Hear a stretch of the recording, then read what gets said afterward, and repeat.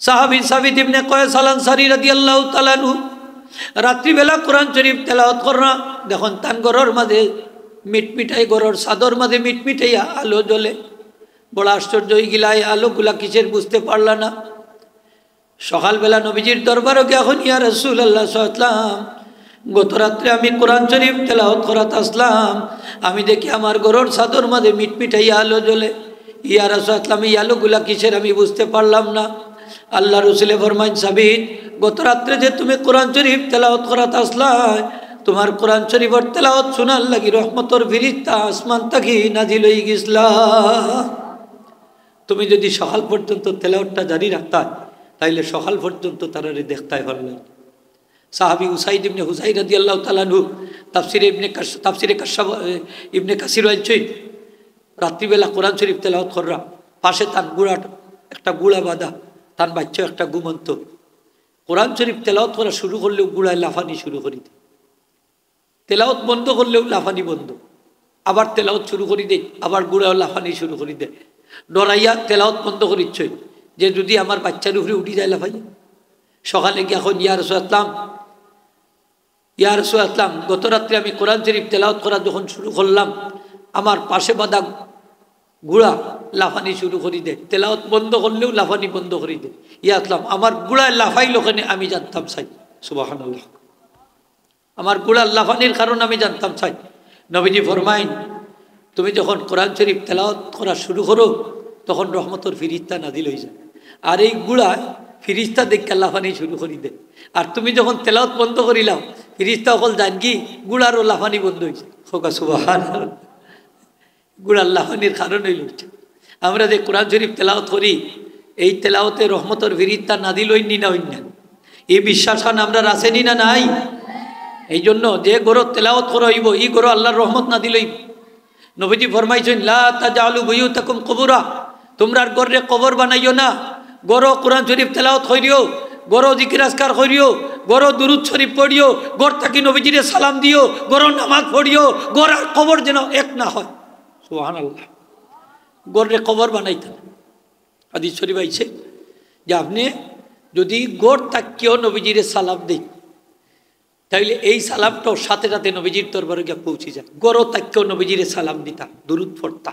আমি একটা দলিল দাদাই, আমার কাছে এখন কিতাব আছে, আমি এর আগে আনছি এই কিতাবখানা, যে আমরা যে গড় থাকি যে দুরূদ পড়ি, এই দুরূদটাও নবীজির কাছে, দুরূদ শরীফটাও নবীজির কাছে, সালামটাও নবীজির কাছে সাথে সাথে গিয়ে পৌঁছে যায়। এই হাদিস আনছি, হাদিসটা আমি আপনার কাছে একটু পেশ করি। কিতাবর নাম রিয়াহুদ্দিয়া আল মাকদাসি, মুখতারা কিতাব আনছেন, 2 নম্বর জিল 49 নম্বর পৃষ্ঠা, এবং আবু ইয়ালা তার মুসনাদ নম্বর পৃষ্ঠা, ইবনে মুসান্নাফে ইবনে আবি শাইবাত আনছেন 2 নম্বর জিল 152 নম্বর পৃষ্ঠা, ইমাম আহমদ বিন হাম্বল তার মুসনাদের মধ্যে আনছেন 2 নম্বর জিল 366 নম্বর পৃষ্ঠা। এই কিতাবের নাম ফদলুস সালাত আলা নবী সাল্লাল্লাহু আলাইহি ওয়াসাল্লাম। এটা আজ থেকে 1300 বছর আগের লেখা কিতাব। আলহামদুলিল্লাহ, লেখছেন ইমাম আবু ইসহাক ইসমাইল ইবনে ইসহাক আল আজদি আল মালিকি রাহিমাহুল্লাহ তাআলা। এই কিতাব আনছেন যে ইমাম জৈনুল আবিদিন রহমতুল্লাহ আলাইহি, তার পাশে এক ব্যক্তির আলোচনা করা হইল। এই ব্যক্তি প্রত্যেক দিন নবীজির রওজা শরীফ জিয়ারত হইতে অনেক দূর থাকি, আইয়া নবীজির সালাম দিতা রোজা হাতর। তখন ঘটনাটা মশহুর হয়ে গেল, তাই এই ব্যক্তিরা ডাকাইয়া আনলা। আইনা হইলে, এই ব্যক্তি তুমি প্রত্যেক দিন নবীজির রোজা হাতরের পাশে আওখানে রোজা জিয়ারত আওখানে, প্রত্যেক দিন রোজা জিয়ারত নবীজির রোজা হাতর পাশে আইয়া দাঁড়াইয়া সালাম দেওয়া, বালা খাস না বাদ খাস? বালা খাস, বালা নাই, বালা নাই না হোগা, বালা খাস। নবীজির রোজা শরীফ জিয়ারতর লাগে যদি কোনো উম্মত বিশ্বের যে কোনো প্রান্ত থাকি যায়, হাদিস শরীফ আইছে নবীজি ফরমাইন, একমাত্র আমি নবীর জিয়ারতর লাগে যদি কোনো উম্মত আসে, আমি নবীর হক হয়ে যায়, তার কিয়ামতের দিন শাফাত করা হবে। নবীজি ফরমাইছেন, মান যারা কবরি ওয়াজাবাত লাহু শাফাআতি, যে আমি নবীর কবর জিয়ারত করলো, আমি নবীজির শাফাত তার লাগি ওয়াজিব হয়ে গেল। আহলে হাদিসে ইদানিং মাসালা ডেলিভারি দিছে যে আপনি যদি হজ যায়, তাইলে হজ হইয়া সোজা বাড়ি থাকবা।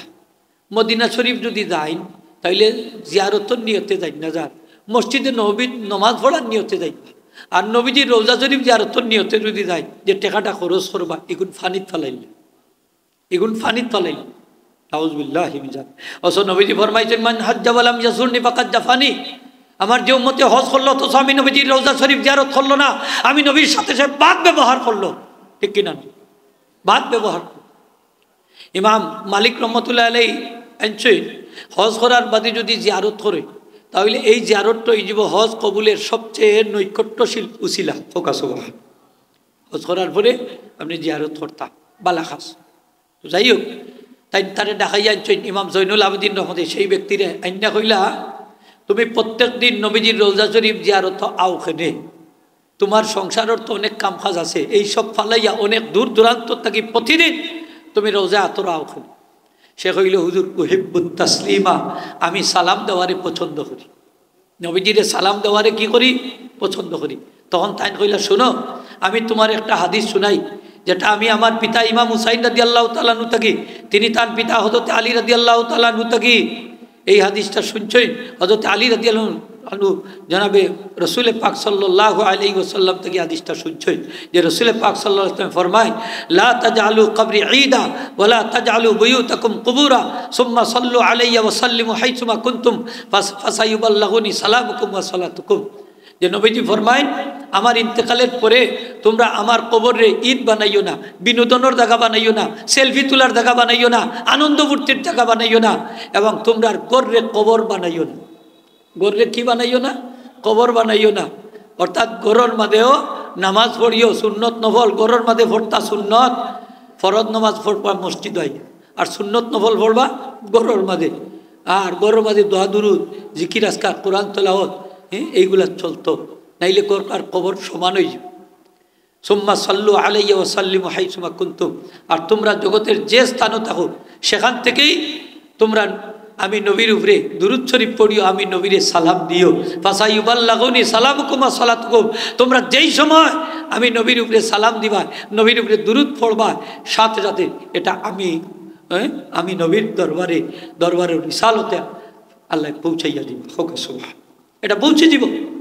তাইলে আমরা বাংলাদেশের যে কোনো প্রান্ত থেকে যদি সালাম দেই নবীজিরে, তাইলে এই সালামটা নবীজির কাছে গিয়া পৌঁছবনি না পৌঁছতো না? একটু জোরে হোক, পৌঁছবনি না পৌঁছতো না? দুরূদ শরীফ পড়লে ফসবনি না ফসতো না? ফসবো। বিশ্বাস খান রাখুন যান, এ লাগি গোর থাকতেও নবীজিরে সালাম দেওয়া যাইবনি না যাইতো না? আরো জোরে হোক যাইবনি।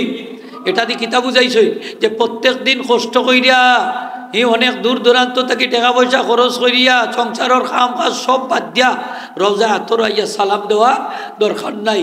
তুমি বাড়ির থেকেও যদি সালাম দাও, এই সালামটা আইয়া ফুসবো। হোকা সুবহান।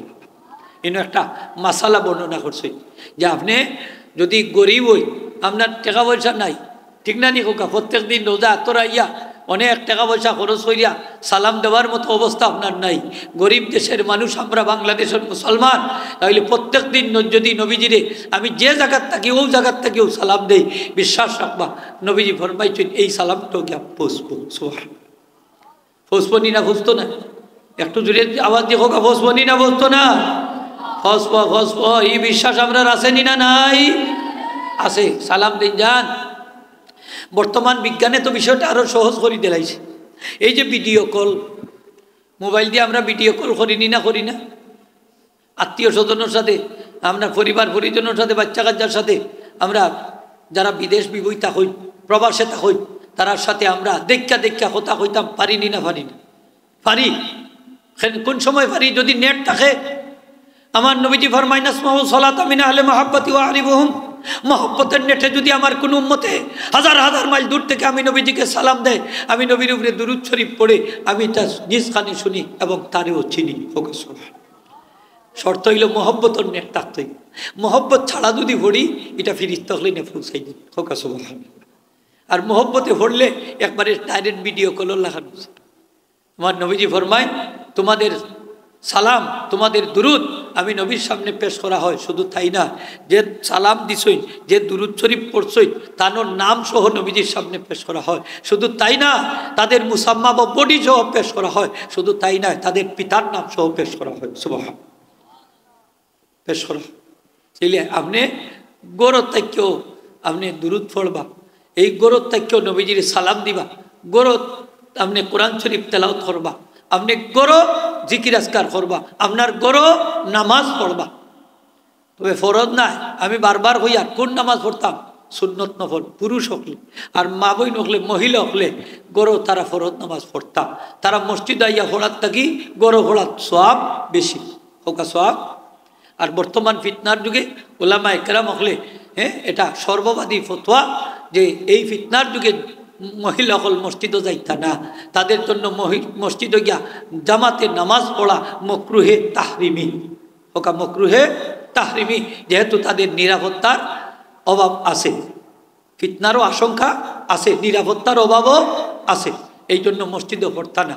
আহলে হাদিসে তো তারা ফতোয়া দিলেই তারাও গিয়া মসজিদও পড়তা, তারা মসজিদও মহিলা হলেরও আলাদা জায়গার আছে নমজর আছে। তারা ইদানিং কিছু মসজিদ হলো বানাইছে, মসজিদের নাম দিছে সালাফি মসজিদ, মসজিদের নাম দিছে মসজিদে তাকওয়া।